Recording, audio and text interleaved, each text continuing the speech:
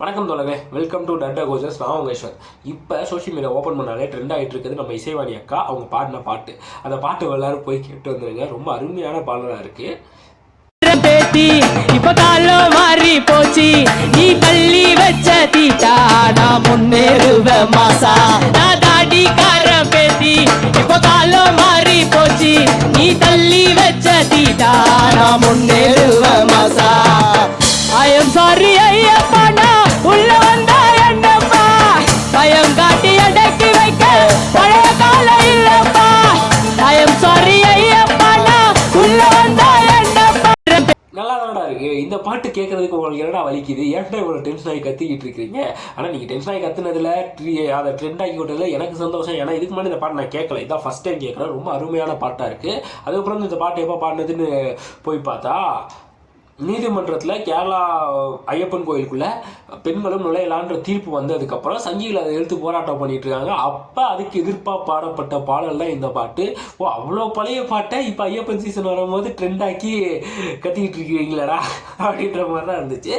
But obviously ரொம்ப அருமையான பாடல். அதுக்கு எங்ககிட்ட கொண்டு வந்து சேர்த்ததுக்கு ரொம்ப நன்றி.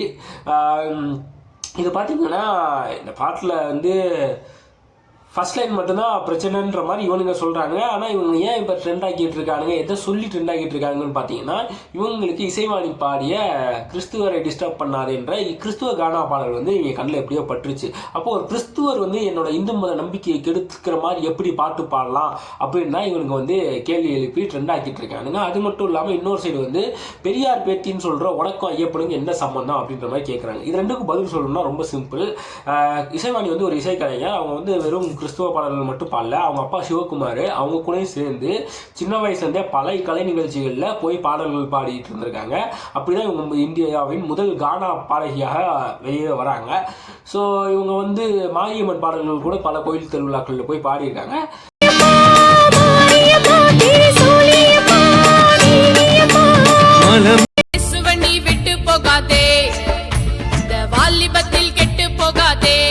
ஸோ அது அவங்களோட தொழில். எந்த ஒரு திருவிழா இல்லைனாலும் அவங்க போய் பாட்டு பாடி அது மூலமாக அவங்களோட வருமானத்தை நீட்டி கொண்டு இருந்தவங்க தான் இசைவாணி. ஸோ அவங்க ஒரு கலைஞராக அவங்க போய் பாடல்கள் தான் பாடிருக்காங்களே தவிர அதை வச்சுட்டு நீ அவங்களோட மதத்தை ஜட்ஜ் பண்ண முடியாது. ஸோ அந்த பாயிண்ட் அங்கேயே போயிட்டு போயிடுது. அப்புறம் பெரியார் பேத்தி எப்படி பாடலான்னு கேட்குறதுக்கு என்ன ஆன்சர்னா, பெரியாரே கோயில் நுழைவு போராட்டம் நடத்தினவர் தானே. ஐயப்பன் கோயிலுக்குள்ள பெண்கள் நுழையணுன்றதும் கோயில் நுழைவு போராட்டம் தான். அதுக்கு ஒரு பெரியார் பேத்தி வாய்ஸ் கொடுக்கக்கூடாதா?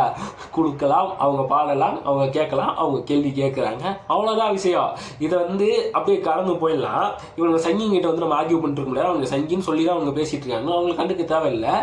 இன்னும் சொல்ல போனால் இந்த பாடலில் அந்த முதல் 2 வரிகளை நீங்கள் தூக்கி விட்டீங்க, இது ஒரு நாத்திகை பாடலாக இருக்குமான்னு கேட்டீங்க. கிடையாது. பெரியார் பேத்தி அப்படின்னு அவங்க சொன்னதுலேருந்து அதுக்கடுத்து எடுத்த பாடல்கள்லாம் ஒரு உமனோட இண்டிவிஜுவல் சாய்ஸ், அவங்க தனிப்பட்ட முறையில் முடிவெடுக்கிற விஷயங்களை சொல்லி நான் என்னவாகணும், நான் முடிவு பண்ணுவேன், நான் காதலிக்கணுமா, கல்யாணம் பண்ணணுமா, நான் சேர்ந்து இருக்கணுமா, நான் டாக்டர் ஆகணுமா, நர்ஸ் ஆகணுமா, டப்பாங்குத்து பாடணுமா, எல்லாத்தையும் நான் முடிவெடுப்பேன், நீ யாரா சொல்றதுக்கு அப்படின்னு ஒரு உமனோட இண்டிவிஜுவாலிட்டியை பற்றி பேசக்கூடிய ஃபெமினிசம் பாட்டாக தான் அந்த பாடல்கள் முழுசாக ட்ராவல் ஆயிருக்கும். ஸோ வெக்கப்பட்டு நிக்கணுமா, அவன் நெத்தில போட்டு வைக்கணுமா, கஷ்டப்பட்டு நான் படிச்சு குரங்கு கையில சிக்கணுமா, வெக்கப்பட்டு நிக்கணுமா, அவன் நெத்தில போட்டு வைக்கணுமா, கஷ்டப்பட்டு நான் படிச்சு குரங்கு கையில சிக்கணுமா. என் லைஃப் எனக்குடா, உனக்கு சோகம் எதுக்குடா, என்னோட சுதந்திரம் அதை யாரு எனக்கு கொடுக்கணும், விரும்பிய வாழ்க்கை துணைய நானே தேர்ந்து எடுத்துக்கணும், சுயமரியாதை இருக்கு, நான் எதுக்குடா கலங்கணும். ஐ எம் சாரி ஐயப்பா, நான் உள்ள வந்த என்னப்பா, பயம் காட்டி அடக்கி வைக்க பழைய கால இல்லப்பா. ஐ எம் சாரி ஐயப்பா, நான் உள்ள வந்த என்னப்பா. இதை கூட புரிஞ்சுக்காம சில பொது ஜனங்கள் அவங்களோட கடவுள் நம்பிக்கையின் கொச்சப்படுத்திடுச்சு, இல்லை அவங்க கடவுள் நம்பிக்கையை இது குத்தி காமிச்சிருச்சு அப்படின்ற ஒரு அச்சத்தில் சில வீடியோ போட்டிருந்தாங்க. அவங்க வரணுமே எதிர்பார்த்துட்டு இருந்தா என்ன இன்னும் வர காணுன்றப்ப தான் வந்தாங்க நம்ம ஃப்ளோரிடா அக்கா. லவுட் ஸ்பீக்கர், அவ்வளோ லவுட் ஸ்பீக்கர் எடுத்துக்கிட்டு அவங்க ஓன் லவுட் ஸ்பீக்கர்லேயே அவங்க தான் ஒரு தற்குறி தற்குறி தற்குறின்னு சத்தமாக பேசியிருக்க மாதிரி தான் ஒரு வீடியோ போட்டிருந்தாங்க. அந்த வீடியோவை பாருங்களேன். இல்ல நான் தெரியாம தான் கேக்குறேன். சபரிமலை ஐயப்பன் கோவிலுக்கு பொண்ணுங்க வர்றதுல உங்களுக்கு என்ன பிரச்சனை? ஐயப்பனே சொல்லியிருக்காரா ஆண் பக்தர்கள் மட்டும்தான் என் சன்னதிக்கு வரணும்னு? இப்படி எல்லாம் அறிவுத்தனமா கொஸ்டின் கேக்குறவங்க எல்லாம் நம்ம ஊர்ல மட்டும்தான் இருக்காங்க. பெரியாரிசமும் ஆமா, நம்ம ஊர்ல தான் கேட்பானுங்க. அப்புறம் எங்க போய் கேட்பானுங்களா? என்னக்கா பேசிக்கிட்டு இருக்கிறீங்க? நம்ம ஊர்ல நடக்கிற பிரச்சனைக்கு நம்ம ஊர்ல மட்டும் தான் கேள்வி கேட்பானுங்க. ஃபாரின்ல அவனுக்கு ஸ்பெசிஃபிக்கா அவனுக்கு பிரச்சனை இருக்கு, அந்த ஊர்ல அவன் அந்த மாதிரி கேள்வி கேட்பான். நம்ம ஊர்ல நடக்கிற பிரச்சனைக்கு நம்ம மட்டும் தான் கேள்வி கேட்க முடியும். இதெல்லாம் ஒரு கேள்வியா? முதல் வந்து ரொம்ப அறிவாளி புளுத்தி மாதிரி புளுத்தக்கூடாது. அதுக்கடுத்து அவங்க பேசியிருக்கிறதெல்லாம் பார்த்தீங்கன்னா ரொம்ப சொக்கருத்தனமாக தான் இருக்கும். மென்சுரல்ஸ் பிளட்டை வச்சு ஸ்மெல் பண்ணி அனிமல்ஸ் வந்து அட்டாக் பண்ணிடுமா, அட்ராக்ட் ஆகி வந்து ஃபாலோ பண்ணுமா, செய்யுமா? ஃபெமினிசமும் எதெல்லாம் போய் பேசிக்கிட்டு இருக்காங்க.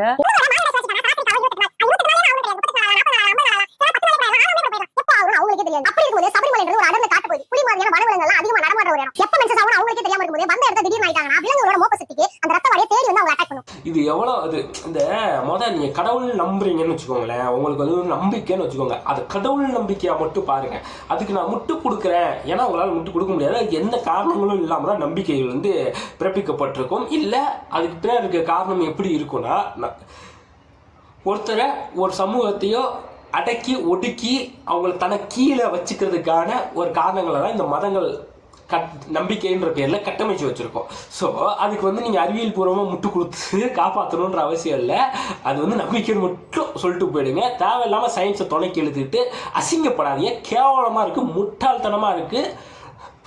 நான் சொன்ன மாதிரி உங்கள் லவுட் ஸ்பீக்கரை வச்சு நீங்களே உங்களை தற்கொலை சட்டமாக சொல்லிக்கிற மாதிரி இருக்குது. சரி, என்ன மேட்ரு? மென்சுரல் சைக்கிள் முதல் பிளட், இது ரெண்டுக்கும் முதல் வித்தியாசம் பார்த்துருவோம். மென்சுரல் பிளட் எப்படி இருக்கும், ஹியூமன் பிளட் எப்படி இருக்கும், அனிமல்ஸ் பிளட்டோட ஸ்மெல். எங்கே காட்டு விலங்குகள் எல்லாமே வேட்டையாடுறதுக்கு போகுதுன்னா அனிமல்ஸ் பிளட்டோட ஸ்மெல்ல தான் ரொம்ப ப்ரிஃபர் பண்ணும். ஹியூமன் பிளட் ஸ்மெல்ல அது அதிகமாக ப்ரிஃபர் பண்ணுறது கிடையாது. மென்சுரல் பிளட்டை சுத்தமாக ப்ரிஃபர் பண்ண கிடையாது.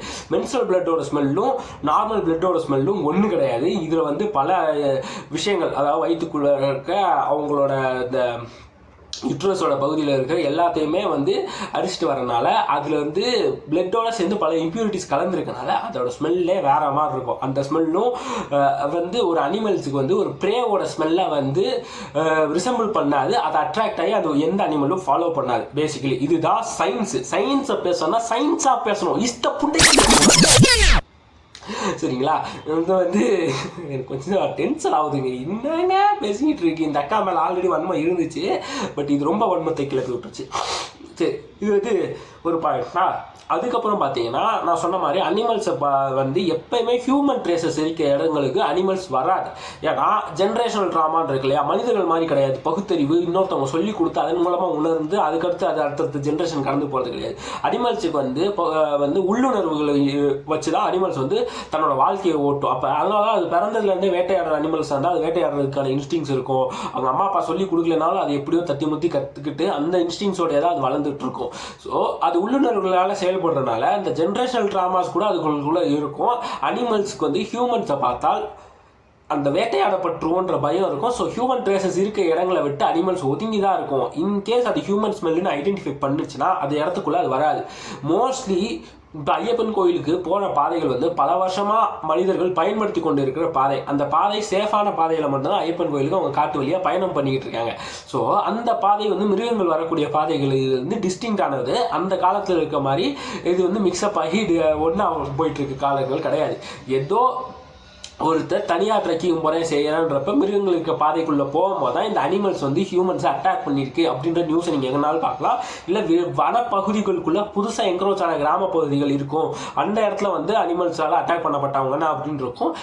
அதே போல் ஒரு கிராமத்துக்குள்ளே புலி வந்துருச்சு இது வந்துருச்சுன்னா அது பயத்தில் அங்கிட்டு இங்கிட்டு ஓடுமே தவிர பெரிய வந்து ஒருத்தரை தாக்கணுன்ற இன்டென்ஷனில் வந்து தாக்காது. தற்காப்புக்காக மட்டுமே தான் தாக்கிக்கிட்டு இருக்கும். அப்புறம் உணவுக்காக வேட்டையாடுறதுக்கு வந்த புலிகள் அப்படின்ற கதைகள்லாம் நம்ம பழைய இதில் பார்த்துருப்போம். அது எல்லாமே பார்த்தீங்கன்னா வயதான புலிகள். பொதுவாக புலிகள் வந்து வயசாகிற வரைக்கும் உயிரோடு இருக்கிறது ரொம்ப கஷ்டம். காட்டுக்குள்ளே பிற மிருகங்களால் சண்டை போட்டு செஞ்சு அது சீக்கிரமே இறந்துடும். ரொம்ப ரேர் கண்டிஷனில் வயசான பிறகு உயிரோடு இருக்கும். அந்த கண்டிஷனில் அது அடற்காட்டுக்குள்ளே இருக்காது.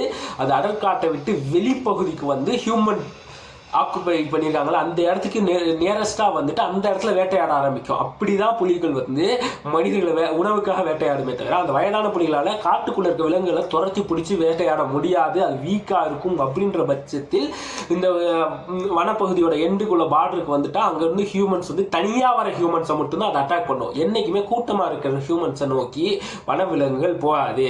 அதுக்கப்புறம் இந்த அட்ராக்ஷன் பாயிண்ட் ஆஃப் வியூக்குமே வருவோமே. நான் தான் சொல்லிட்டேன் முன்னாடியே, மென்சுரல் பிளட் வந்து அதை அட்ராக்ட் பண்ண போகிறது இல்லை, பட் ப்ளீடிங் பிளட் வந்து அனிமல்ஸை அட்ராக்ட் பண்ணும். அதுவுமே பார்த்தீங்கன்னா ஸ்கேவஞ்சர்ஸ் தான் அட்ராக்ட் பண்ணும். அந்த ஸ்கேவஞ்சர்ஸுமே கூட்டமாக இருக்க மனிதர்கள் கூட்டத்துக்கு வராது. பொதுவாக பிணங்களை தான் போய் அந்த ஸ்கேவஞ்சர்ஸ் போய் அட்ராக்ட் ஆகி சாப்பிட ஆரம்பிக்குமே தவிர ஒரு இல்லை தனியாக மனிதன் ஏதாச்சும் இருந்தாலும் அவனை போய் அட்டாக் பண்ணுமே தவிர கூட்டமாக இருக்க மனிதர்கள் பக்கம் வராது. ஐயப்பன் கோயிலுக்கு போகிறவங்க அப்படியே தனித்தனியாக போக போகிறது ஒரு க்ரௌடாக மொத்தமாக தான் ஒன்றாக தான் அந்த இடத்துல போக போகிறாங்க. இதுக்கு மேலே பார்த்தீங்கன்னா இருமுடின்னு ஒரு கான்செப்ட் இருக்கு இல்லையா, 2 விஷயம் இருக்குது. அதில் வந்து வெல்லம் இருக்கும், சர்க்கரை இருக்கும், தேன் இருக்கும், பழங்கள் இருக்கும். இந்த மாதிரி பல விஷயங்கள் வந்து கடவுளுக்கு படைக்கிறன்றதை வச்சு முன்முடி பின்முடின்ட்டு பின்முடியில் தனக்கு தேவையானது முன்முடியில் கடவுளுக்கு தேவையானதே வச்சு இவனுங்க மேலே ஏறுவானுங்க. அதில் இருக்க உணவுப் பொருட்கள் அதுலேருந்து வர ஸ்மெல்லு தேனி கரடி அட்ராக்ட் பண்ணும், வெள்ளமோ பழங்களோ வந்து குரங்குகளை அட்ராக்ட் பண்ணும். அந்த ஸ்மெல்லுக்கெல்லாம் அட்ராக்ட் ஆகி வராத அனிமல்ஸு பொம்பளைங்க ஸ்மெல்லுக்கு மட்டும் வந்து பொம்பளைங்களை மட்டும் அட்டாக் பண்ணிட்டு அதன் மூலமாக பிறகு அட்டாக் பண்ணுமா அப்படின்றது எனக்கு கேள்வியாக இருக்குது. அதுக்கப்புறம் இந்த பிளட் ஸ்மெல்லுக்காக அந்த அக்கா வந்து சொல்லியிருந்த ஒரு விஷயம் அதையும் பண்ணுறேன். பிளட் ஸ்மெல்லுக்காக அட்ராக்ட் ஆகிட்டு வந்துட்டு ஒருத்தர் அட்டாக் பண்ணோன்னா அந்த டேஸ்ட்டு பிடிச்சி போய் கூட இருக்க 10 பேர் அட்டாக் பண்ணுவான். ஒரு மனுஷன் மட்டும் கடிச்சு அந்த ரத்தத்தோட சுவையை மட்டும் உணர்ந்துட்டு அதோட விட்டுட்டு போகாது. பக்கத்துல யாரு இருந்தாலும் அவங்களையும் கடிச்சு சின்னாபின்னம் ஆகிடும். இதே மாதிரி அது என்ன மனுஷனான்னு கேட்குறேன். காரணமே இல்லாமல் 10 பேரை வந்து அட்டாக் பண்ணுறதுக்கு, சீரியல் கில்லராக மாறுறதுக்கு, பொம்பளைங்க வாடகை மட்டும் தேடி கண்டுபிடிச்சி பொம்பளைங்களை மட்டும் போய் அட்டாக் பண்ணுறதுக்கு அது என்ன ஆம்பளையா, மனுஷ ஆம்பளையா அப்படின்னு தான் எனக்கு கேட்க தோணுது. புலிகளோ விலங்குகளோ தனக்கு பசிச்சால்தான் வேட்டையாடும். தனக்கு ஆங்கொணர் வரும்போது பெண்ணை தேடி போகும். அந்த பெண் அந்த மாதிரிலாம் விஷயங்கள் இருக்குமே தவிர காரணம் இல்லாமல் இன்னொருத்தரை போய் அட்டாக் பண்ணாது. ஒருத்தரை வேட்டையாடிச்சுன்னா, ஒரு விஷயத்தை வேட்டையாடிச்சுன்னா புலி அதை தனியாக எடுத்துகிட்டு போய் சேர்த்து வச்சு அதையே 2-3 நாள் திங்கும். ஒரே நேரத்தில் 4 பேர் அடிச்சு போட்டு 4 பேருக்குலாம் திங்காது. அதனால் அந்த அளவுக்கு திங்கவும் முடியாது. இந்த பிளட்டுக்கு அட்ராக்ட் ஆகக்கூடிய விலங்குகள் பெரும்பாலும் எதுவாக இருந்தால் கடல்வாழ் உயிரினங்களாக இருக்கும். அந்த கடல்வாழ் உயிரினங்களுக்குமே நீங்கள் பார்த்தீங்கன்னா எதை வச்சு டெஸ்ட் பண்ணியிருக்காங்கன்னா மென்சுரல் பிளட், ஹியூமன் பிளட், அப்புறம் வந்து அனிமல் பிளட்ஸ் இதை வச்சு டெஸ்ட் பண்ணியிருக்காங்க. அனிமல் பிளட் அப்புறம் அனிமல்ஸ் பிளட் இதை வச்சு நான் டெஸ்ட் பண்ணியிருக்காங்க. மென்சுரல் பிளட் கிட்ட கடல்வாழ் உயிரினங்கள் போகிறதே கிடையாது. அதனால அட்ராக்ட் ஆகி அதுக்கு அந்த ஃபாலோ பண்ணியும் வரது கிடையாது. இன்னும் அதுக்கப்புறம் பார்த்தீங்கன்னா ஹியூமன் பிளட்டையுமே பெருசாக இன்ட்ரெஸ்ட் காட்டுறது கிடையாது. அது அதிகமாக இன்ட்ரெஸ்ட் காட்டுறது கடலில் இருக்கிற கடல் மீன்கள் மேலே தான். அதுக்கப்புறம் தான் பிற அனிமல்ஸ் மேலே ஹியூமன்ஸ் மேலேயுமே அது அட்ராக்ட் ஆகுது. இன்னொன்று பார்த்தீங்கன்னா அதே டெஸ்ட்டை வந்து கரடிகள் கிட்ட பண்ணி பார்த்துருக்காங்க. கரடிகள்கிட்டையும் பார்த்தீங்கன்னா மென்னோட அதாவது ஹியூமன் பிளட்டில் அது அதிகமாக அட்ராக்ட் ஆகலை. அதே போல் அதோட விரும்பி உணவை உண்ணக்கூடிய சால்மன் ஃபிஷ் அந்த பிளட்டில் தான் அது அதிகமாக அட்ராக்ட் ஆகுது.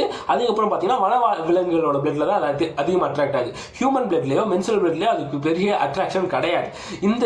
இதுவும் சயின்ஸில் ரிசர்ச் பண்ணி கண்டுபிடிச்ச ஃபேக்ட். ஸோ அது மென்சுரல் பிளட்டை எந்த விலங்குகளும் சீன்றதே கிடையாது. அது பக்கம் அது அட்ராக்டே ஆகிறது கிடையாது. ஸோ காட்டில் ரத்தத்தை வாடகை பிடிச்சி அதிகமாக வரக்கூடிய உயிரினம் வந்து கரடி தான். அந்த கரடியுமே இதுக்கு அட்ராக்ட் ஆகலைன்றாங்க. பிற உயிர்களும் மென்சுரல் பிளட்டுக்கு வந்து அட்ராக்ட் ஆக போகிறது கிடையாது அப்படின்ற சயின்டிஃபிக் ஃபேக்டையும் தெரிஞ்சுக்கிட்டு நீங்கள் பேசணும்.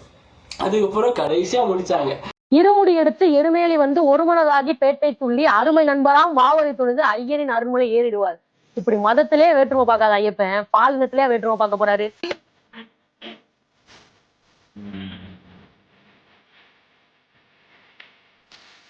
என்னது இந்த மாதிரி மதங்களுக்குள்ளேயே தீண்டாமை பார்க்காத ஐயப்பனா வந்து பாலினத்தில் தீண்டாமை பார்க்க போறான்னது. அதுக்கு தான் இந்த வீடியோ.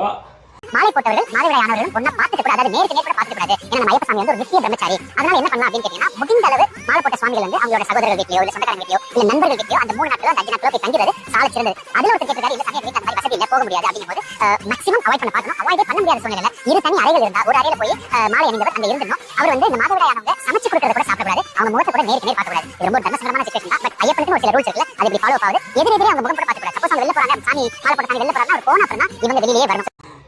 அவர் இல்லை புரட்டாசி மாதத்துக்கு ஒரு வீடியோ போட்டு சயின்ஸ் வச்சு முட்டு கொடுத்தாருல, அப்போ போது கடிக்கடின்னு கடிச்சோம்ல. இப்போ பாருங்களேன், கடவுள் நம்பிக்கைன்றது பெண்கள் மீது திரிக்கப்பட்ட தீண்டாமை. அந்த தீண்டாமைக்கான தீர்வு தான் இந்த கோயில் நுழைவு போராட்டம் நடந்ததான் செஞ்சிச்சு. அதுக்கப்புறம் நீதிமன்றம் வழங்க தான் செஞ்சு. நீதிமன்றம் தீர்ப்பு நீ சொன்னல வனப்பகுதி அதுக்குள்ள விலங்குகள் இருக்கும் இதெல்லாம் கன்சிடர் பண்ணாமலையா நீதிமன்றம் தீர்ப்பு வழங்க போது. நீதிமன்றம் அந்த சயின்டிஃபிக் டெம்பரோட இருக்கணுன்றது தான் நம்ம இந்தியன் கான்ஸ்டியூஷனோட ரூலு. அதுபடி அது சயின்டிஃபிக் டெம்பர்லாம் கன்சிடர் பண்ணி பல செங்கிகள் நீதித்துறையில் இருக்காங்க. அவங்க எல்லாமே எடுத்து வச்ச வாதத்துக்கெல்லாம் அறிவியல் பூர்வமாக விளக்கம் கொடுத்து இதுக்கெல்லாம் பாசிபிலிட்டி இல்லைன்னு சொல்லி தான் வந்திருக்கு. இந்த லவுட் ஸ்பீக்கர் தற்கொலை இருக்குல்ல அது வந்து இந்த சயின்டிஃபிக் ஃபேக்டரோட வந்து யார் ரிப்ளை பண்ணாலும் சொன்னதையே திருப்பி மாற்றி உருட்டிட்டு இருக்கே தவிர ஒரு ப்ராப்பரான டெஃபனிஷனே கொடுக்கல லவுட் ஸ்பீக்கர் தற்கொலை. இங்கே வந்துட்டு ஐயப்பன் கோயிலுக்கு ஏன் இன்னும் நான் கான்சென்ட்ரேட் பண்ண வேண்டியது அதிகமாக இருக்குன்னா பெண்கள் மீதான தீண்டாமையை போற்றி உச்சத்தில் வச்சு அதுக்குள்ளே போகிறவன் தான் வசந்த ஆம்பலன்ற வச்சிருக்கிறதும், இங்கே சக மனிதர்கள் டெய்லி உணவுப் பொருட்களில் சாப்பிடக்கூடிய மாமிசத்தை வந்து அவங்களுக்கு விரும்பி சாப்பிடக்கூடியது சாப்பிடாம இருக்கிறதான் சுத்தம் வசந்த குணம் அப்படின்னு சொல்லி அந்த ஒரு உணவு தீண்டாமையை கொண்டு வந்து சொருகி அந்த மாதிரி கட்டுப்பாடு இருக்கிறவன் தான் வசந்தவனும் அவனை மட்டும்தான் இந்த கடவுள் உள்ள அளவு பண்ணுவார்னு சொல்லி இந்த தீண்டாமைகளோட விஷயங்கள்லாம் குளோரிஃபை பண்ணி அதெல்லாம் கடைப்பிடிச்சு இருக்கிறவன் தான் வசந்தவன், அவன் தான் என் கோயிலுக்குள்ள வரலான்னு சொல்லி தீண்டாமையை குளோரிஃபை பண்ற ஐயப்பன் கோயிலுக்கு எதிரான குரல் பெரியார் பேத்திக்கிட்ட வந்து வரதான் செய்யும். அங்கே தான் ஃபெமினிசம் பேசணும், அங்கே தான் பெரியாரிசம் பேசணும், அங்கே தான் தீண்டாமை ஒழிப்பையும் பேசணும். இது புரிதல் இல்லாமல் பேசிகிட்டு இருந்தாலும் முத்துராமலிங்கத்துக்கும் ஃபயரை விட்டுட்டு இவருக்கும் ஃபயரை விட்டுட்டு எதுக்கும் இல்லாமல் நடுவில் நக்கியா கிடைச்சி வரைக்கும் முட்டாளாகவே இருப்பீங்க. ஃப்ளோரிடான்றது ஒரு பபுள், நானும் அந்த ஃப்ளோரிடா பபுளில் இருந்த வரைக்கும் சில தற்குறித்தனங்களை பண்ணிடுறேன். அந்த பபுளை விட்டு வெளியே வந்துட்டு பல பேர்கிட்ட பேசி பழகி புரிஞ்சு பெரியார் யாருன்னு தெரிஞ்சு நல்ல அறிவோட புரிதலோட பகுத்தறிவோட பேசின பிறகு தான் நமக்கு இந்த அறிவு வரும். அதை யோசிக்க தெரியும். அந்த மாதிரி தான் யோசிப்போம், பேசுவோம். We stand with Isaivani. நன்றி, வணக்கம்.